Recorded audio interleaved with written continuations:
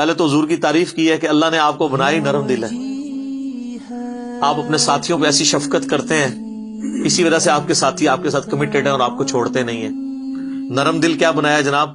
وَمَا أَرْسَلْنَاكَ إِلَّا رَحْمَةً لِّلْعَالَمِينَ سورۃ الانبیاء آیت نمبر 107. تمام جہان والوں کے لیے آپ کو رحمت بنا کے بھیجا ہے. یہ تو آپ علیہ السلام کی شفقت تھی. بخاری اور مسلم دونوں میں حدیث ہے, انس ابن مالک کہتے ہیں میں نے 10 سال حضور کو وضو کروایا, اور میری عمر 10 سال تھی جب میری ماں نے مدینہ شریف حضور ہجرت کر کے آئے تو مجھے حضور کے سامنے لے گئی اور کہا کہ یہ میرا بیٹا ہے انس, تو یہ آپ کی خدمت کیا کرے گا. 10 سال کا بچہ کیا ہوتا ہے؟ تو کہتے میں تو بچہ تھا, کبھی حضور مجھے کسی کام سے بھیجتے تو میں جا کے بچوں میں کھیلنا شروع کر دیتا, میں کام ہی بھول جاتا. تو حضور نے کبھی مجھے ڈانٹا نہیں, کبھی آپ نے یہ نہیں مجھے کہا 10 سالوں میں تو نے یہ کیوں کیا اور یہ کیوں نہیں کیا. زیادہ سے زیادہ باہر تشریف لاتے تو آپ علیہ السلام میرے پیچھے کھڑے ہو جاتے, پیار محبت کے ساتھ یوں کبھی ہاتھ رکھ لیا آنکھوں پہ اور کہا, آپ پیار سے بھی اس سے انیس کہہ کے پکارتے, جیسے ہم وہ نک نیم رکھ دیتے ہیں نا, ٹھیک ہے, کسی کا نام ذوالفقار ہے تو پیار سے زلفی کہہ دیا اسے, اس طرح نام تھا انس تو انیس کہہ کے, اور کہتے میں نے تو تمہیں اس کام بھیجا تھا. یہ بھی نہ آگے کہتے کہ ابھی تک کیا کیوں نہیں.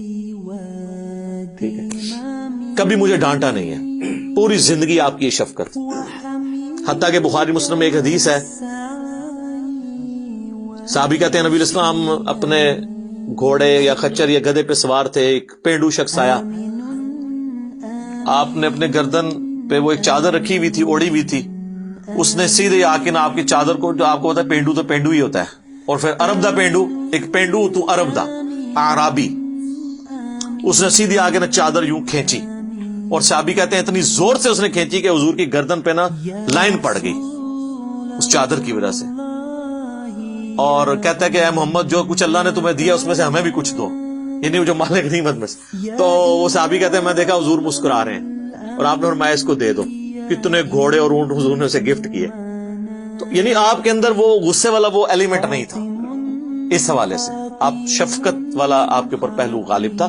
اس طرح کے کئی واقعات ہیں. صحیح مسلم میں حدیث ہے جب طائف میں آپ کو پتھر مارے گئے تو آپ نے پہاڑوں کا فرشتہ آپ کے پاس اللہ نے بھیجا کہ آپ اجازت دیں ہم ان طائف کی وادی میں ان کو مسل دیا جائے. تو ان کا نہیں, میں اللہ سے امید کرتا ہوں ان کی آنے والی نسلیں جو ہے نا وہ اسلام قبول کر لیں گے.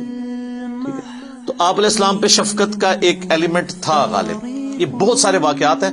مسئلہ نمبر 100 میرا انہی واقعات کے اوپر ریکارڈڈ ہے.